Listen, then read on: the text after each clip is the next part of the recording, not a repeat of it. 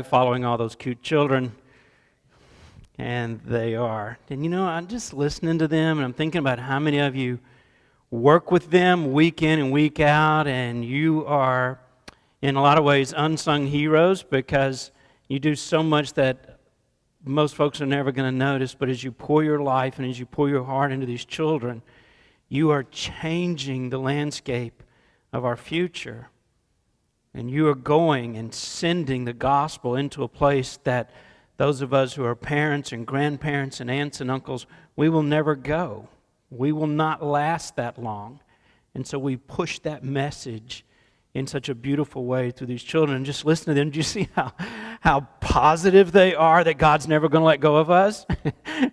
I love that certainty and that confidence that they sing with. No, He never let go, And I think that just hopefully will pour into some of your hearts, because today you're thinking, God, did you let go of me?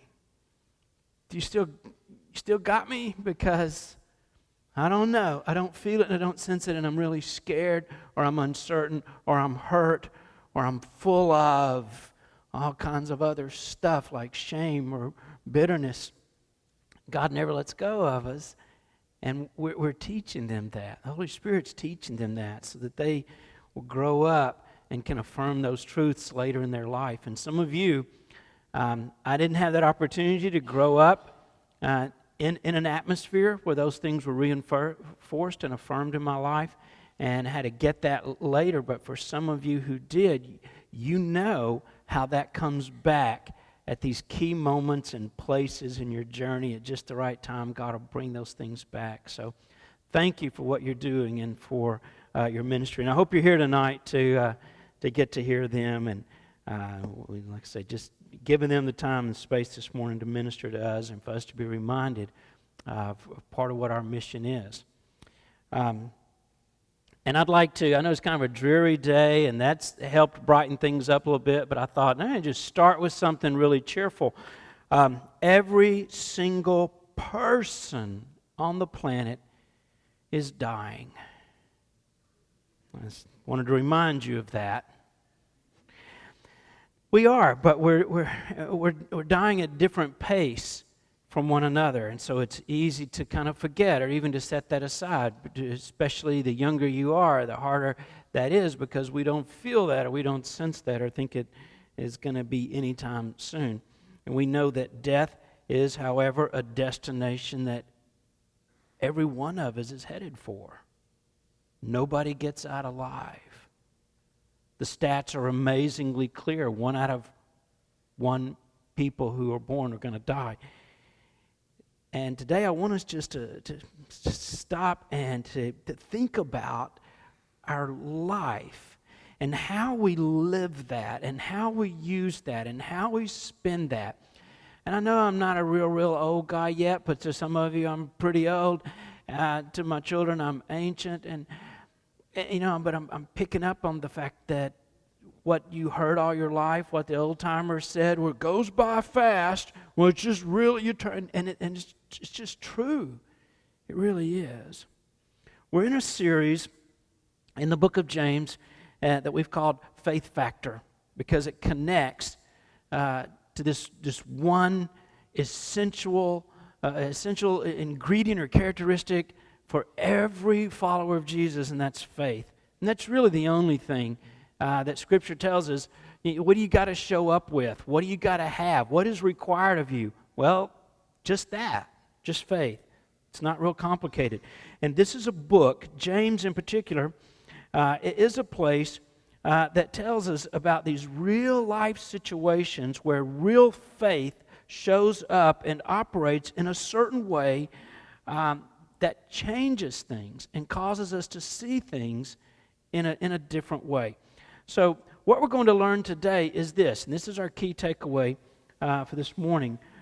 Real faith lives every day surrendered to the will of God. When I was younger, that was one of the big questions, and still a question I get sometimes from students. Hey, Dan, I'm trying to figure out what is God's will for my life? As if, there's this specific thing, and if we miss it, oh no, you just continue to walk with the Lord and you focus on Him, and that will just unfolds. It's not this separate entity from your relationship with Christ. You just follow Him. And the good news is this, because we wonder sometimes, oh, am I out of God's will, and I'm leaning this way, I'm leaning that way, and I'm trying to seek Him. You know what? Nobody can take you out of God's will except you. You're the only person that can mess that up. And you think, well, I had this happen to me as a child, and I had this happen to me, and I had this. No, your response in that may determine, the direction of your life. And I know that all of us have had tragedies, or maybe you've been treated unfairly, or there are things that have happened to you. But you know what? Even those things can't take you out of the will of God. God sees that coming. So I want to encourage you with that today, and that real faith just lives in surrender to Him. So how does that work? How does real faith, knowing that life as we know it is going to end one day, then how do we live? We got this one shot. There's no dress rehearsal. There's no practice. There's no ramping up to it. We're just born, we're thrown into it, and we're living it. So if your faith is real, there's two ways you won't live that life, and there's one way that you will. One of the ways you won't live is that you won't live in unawareness. And I changed that word probably 6 or 8 times as I was getting ready for this, because just trying to think of a way to communicate that. You won't live in a place where you don't get it. Because I've been there. Probably most of you have been there where you think, oh, what was I thinking? Or how could I live like that? Or what did I hope for in that kind of lifestyle, or that behavior, or wherever I was? And you think, you were so unaware.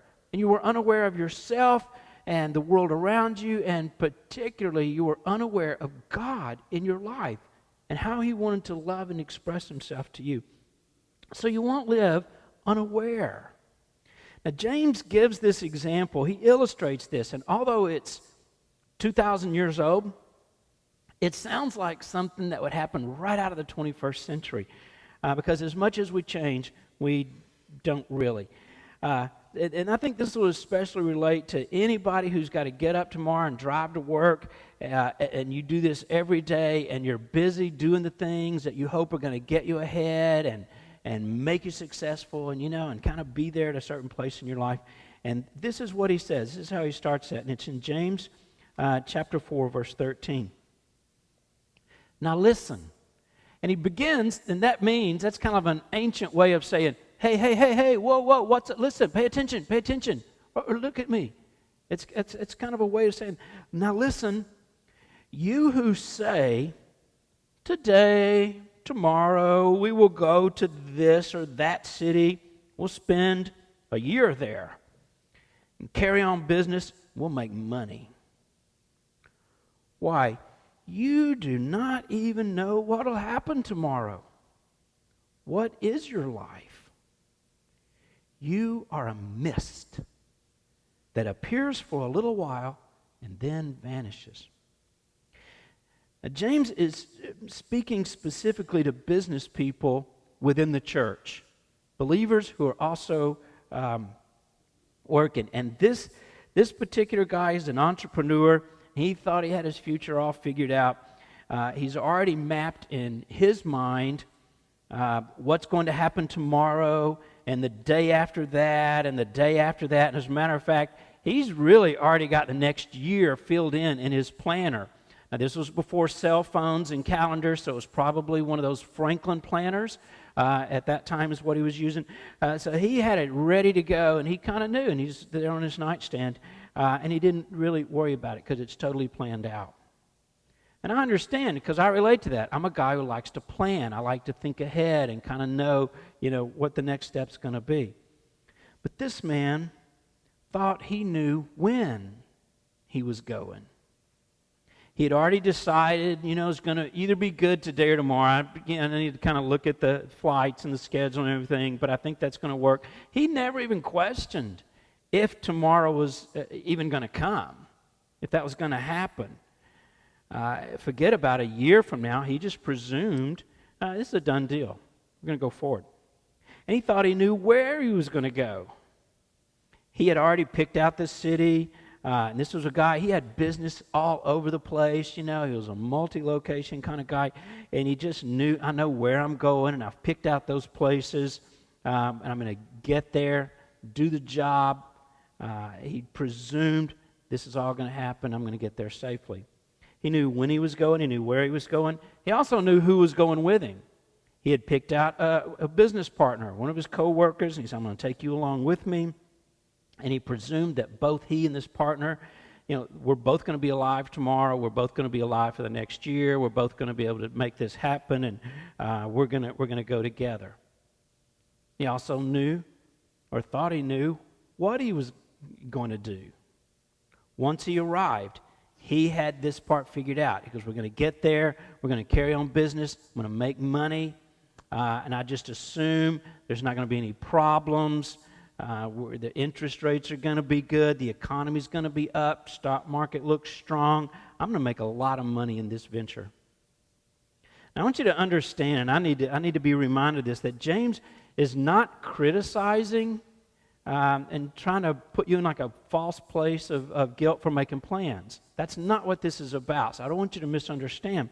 He's not criticizing trying to be prepared for the future. So there's absolutely nothing wrong with taking out life insurance or saving for your retirement. Some of you ought to start sooner than you have. Start now. I just look at you guys. Start now. And do those things. That's okay. In fact, planning for a trip is a smart idea. Anything of consequence that's going to come out of that, it's probably because you planned well. That's okay. This person's problem is not because he was making plans. The problem is he was making those plans without God. As brilliant in business as I'm sure this person was, when it came to life itself, he was spectacularly unaware. That's why James says in verse 14, why, do you not even know what will happen tomorrow? What is your life? He said it's just a mist that appears for a little while and then it vanishes. It just goes.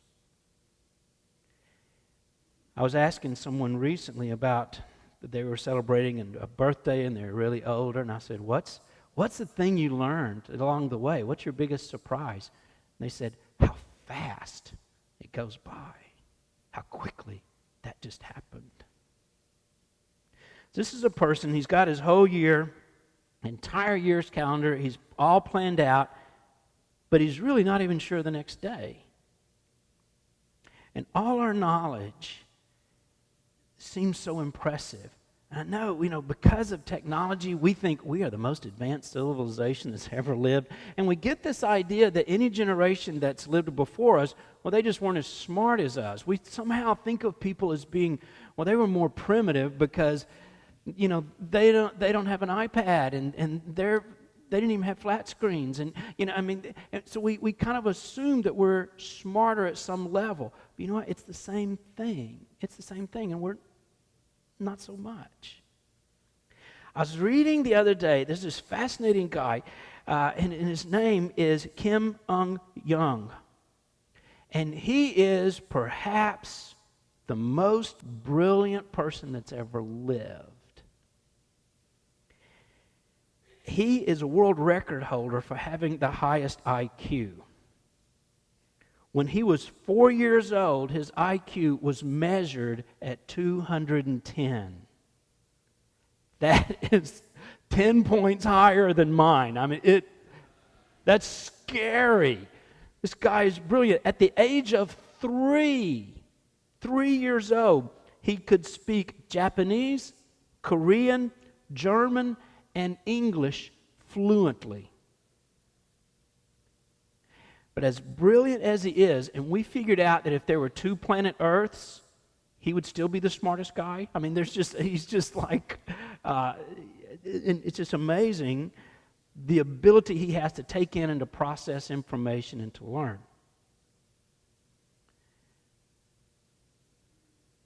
I'm just going to go out on a limb and maybe make a guess that he's smarter than you. He doesn't know what's going to happen tomorrow.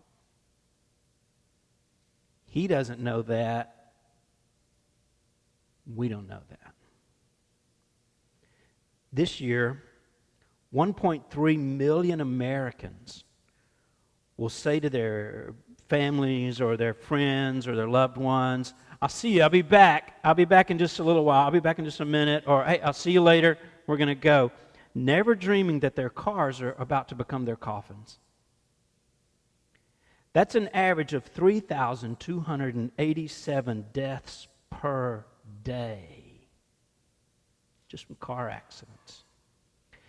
And one of the things that struck me about that stat is that the overwhelming majority of those people will be between the ages of 15 and 44.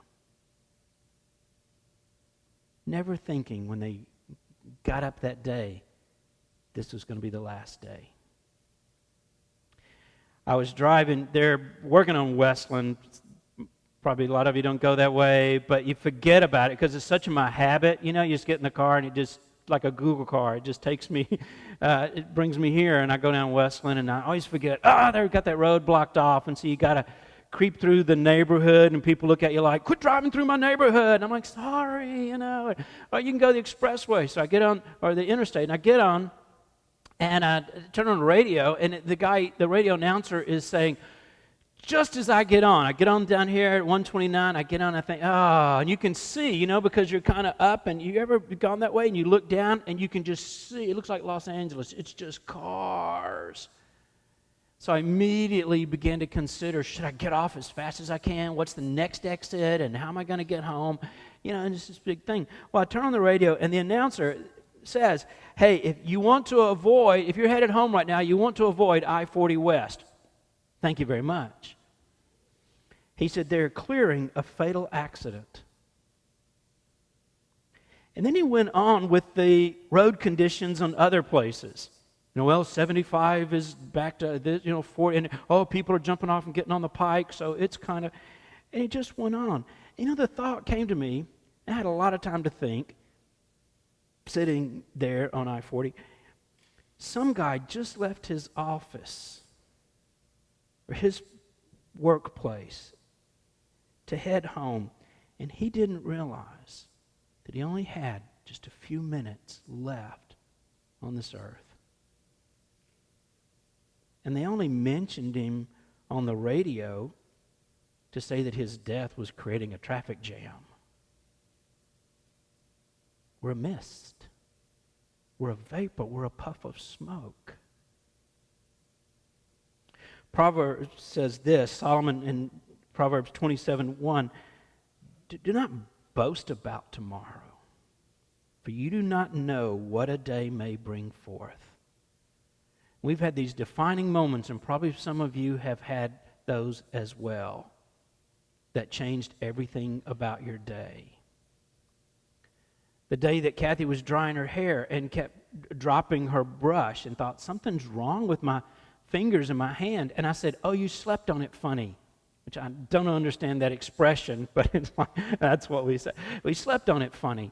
And we go and we realize it's something else. There's something going on, and we go through all these tests, and about 5:30 in the evening we decide, we're gonna go get some frozen yogurt. What a big day. We've gone back and forth and seeing the doctor and running these tests, and we don't know what's going on. And we get this call from our doctor.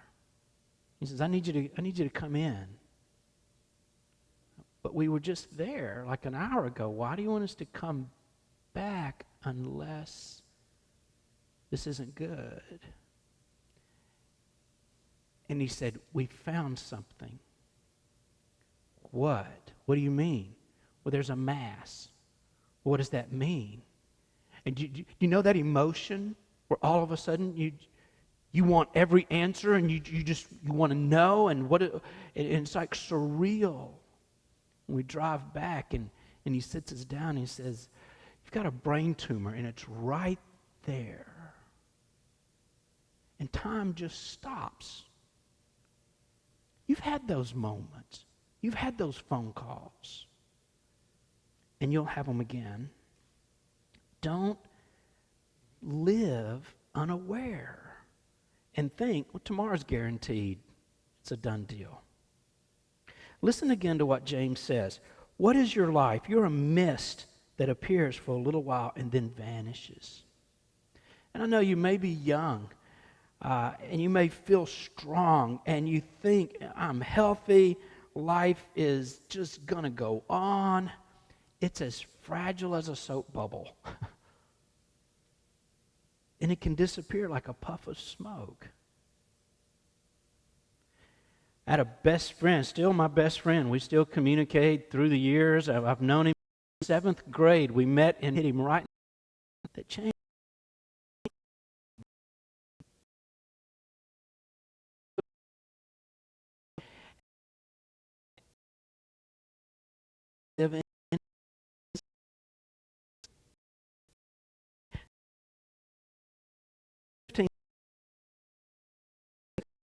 Live that is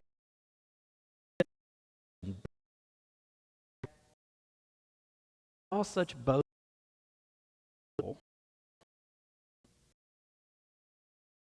Now we're getting,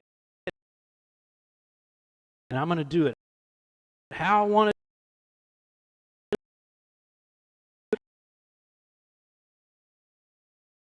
Pay attention to you. I don't know if you're there. It wasn't all the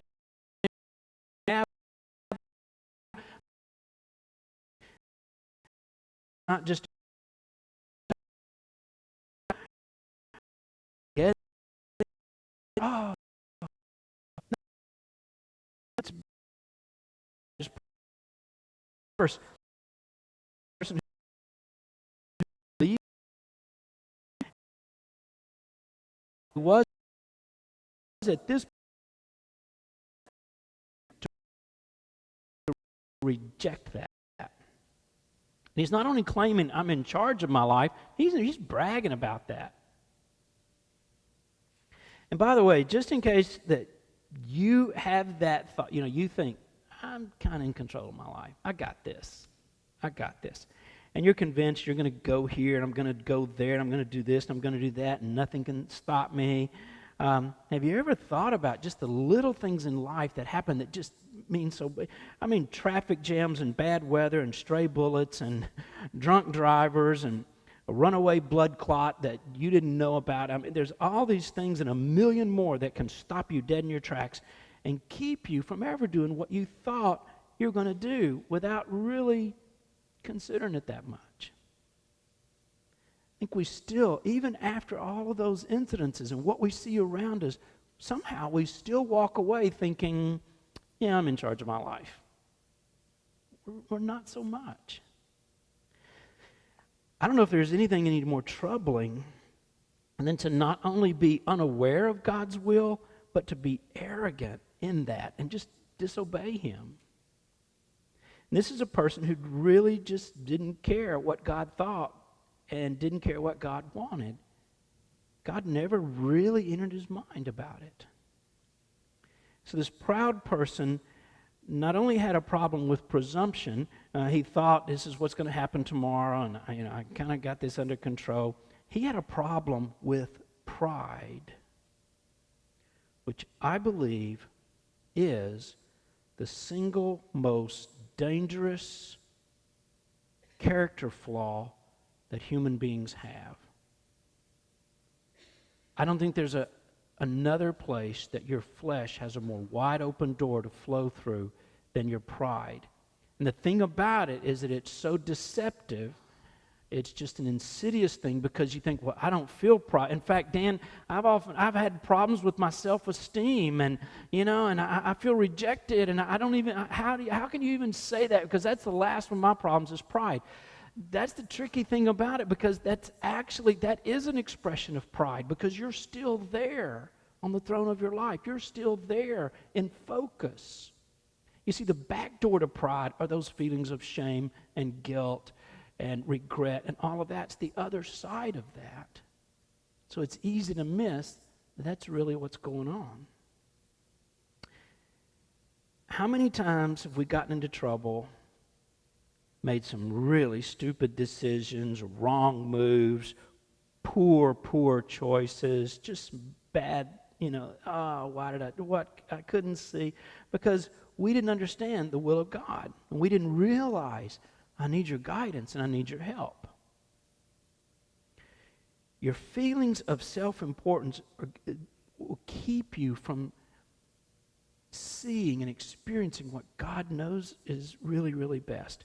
And for whatever reason, I'm not picking on our country in particular, but for whatever reason, Americans lead the world in a condition known as illusory superiority.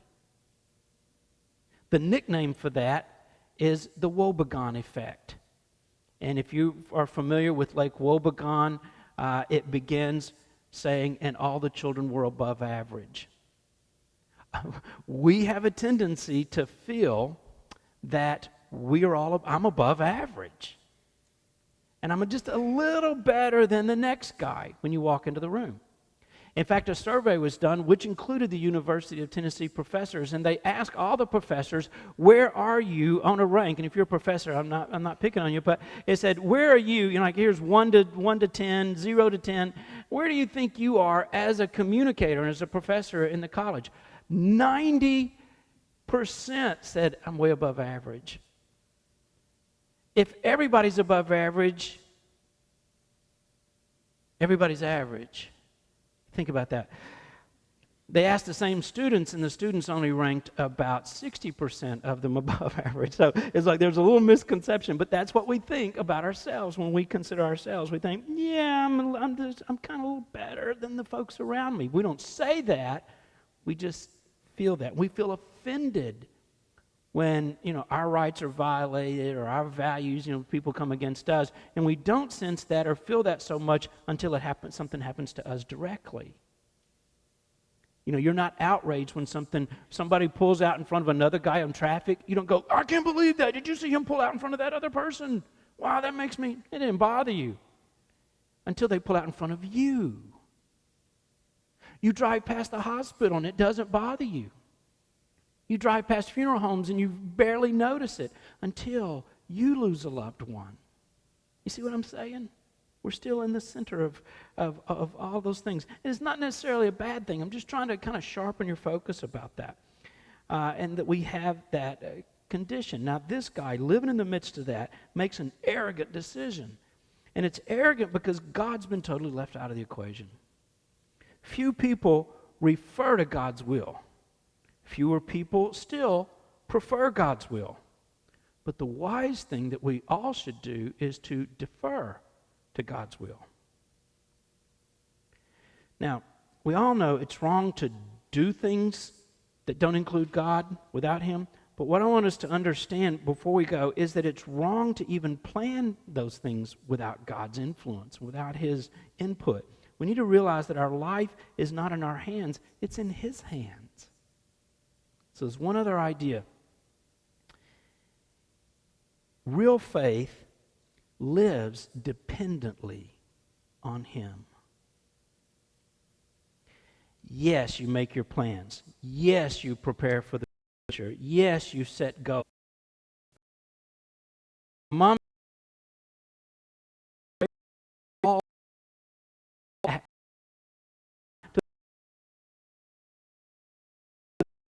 the Lord.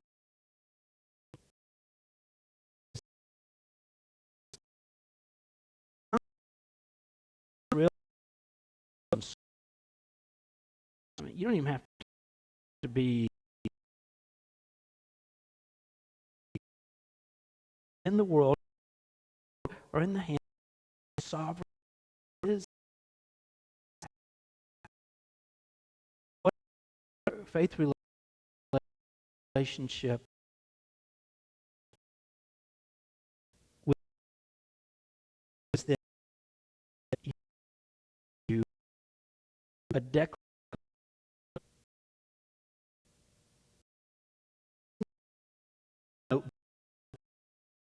and back and out. I had rushed the Lord.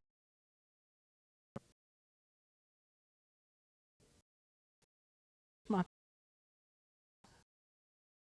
was and how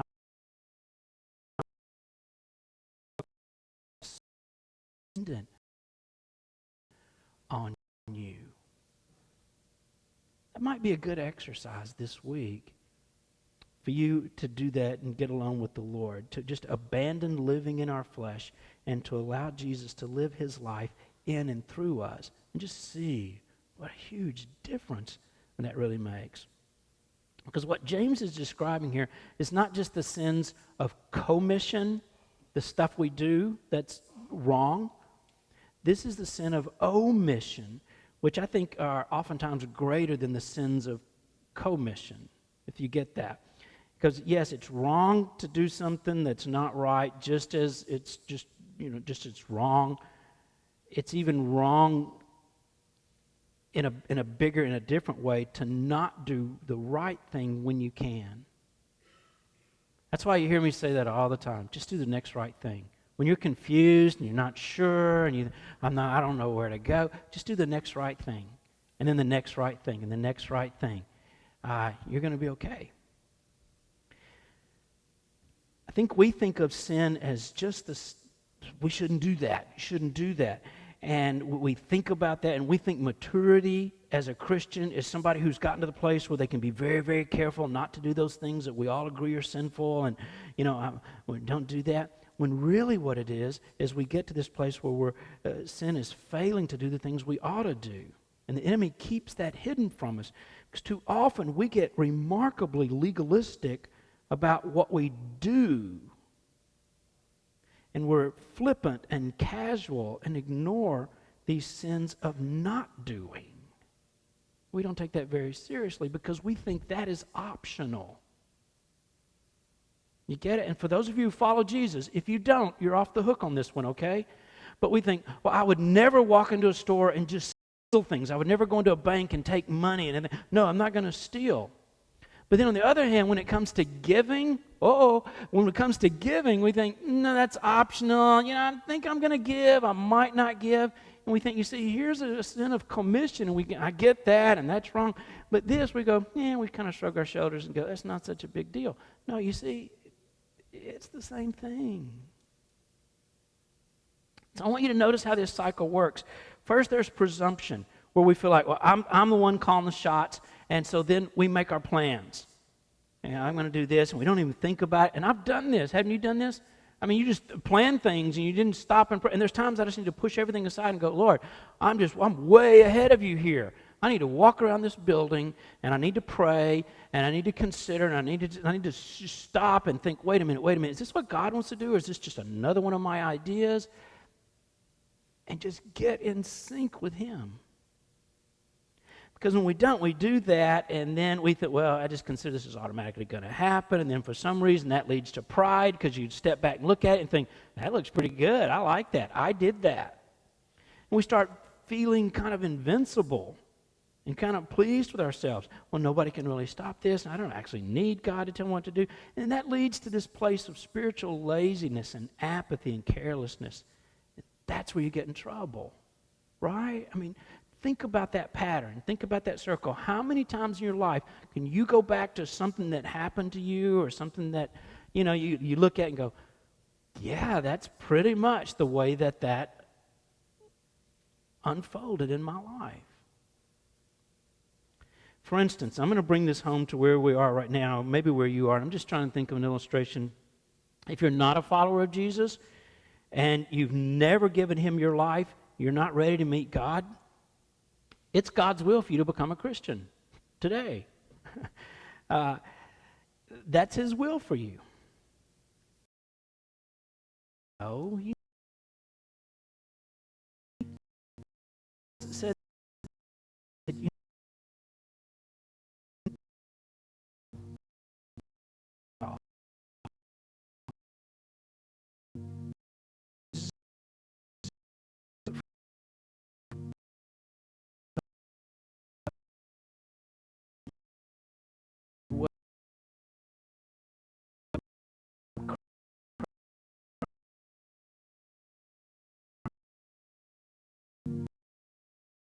wouldn't it?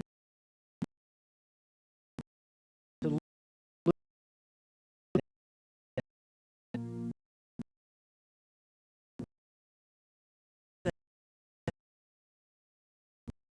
the face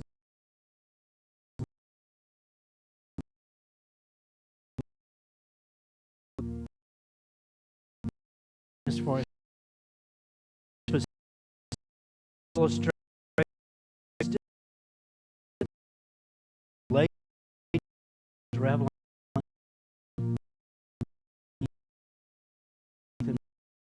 shows